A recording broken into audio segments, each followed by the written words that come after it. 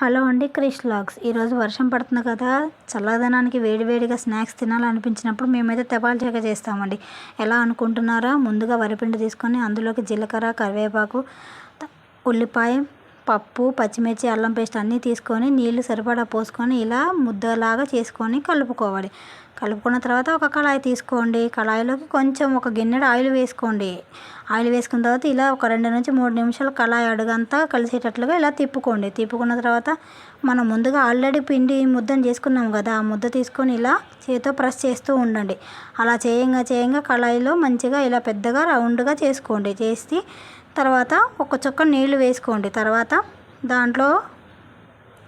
దానికి సరిపడా మూతని వేసుకోండి. వేసుకున్న తర్వాత స్టవ్ ఆన్ చేసి స్టవ్ మీద కళాయి పెట్టండి. ఒక 5 నుంచి 10 నిమిషాలు సిమ్లో మంచిగా ఎర్రగా కాలనివ్వండి. అప్పుడు చాలా టేస్టీగా, తినడానికి చాలా రుచిగా ఉంటుందండి. కాలిన తర్వాత ఇలా ఇంకొక వైపు తిప్పుకోండి. తిప్పుకున్న తర్వాత అటు ఇటు 2 వైపులా కాలిన తర్వాత తీసి ఒక ప్లేట్లో వేసుకోండి. అంతే అండి. ఈ చల్లదనానికి వేడివేడిగా తపాలు చెక్క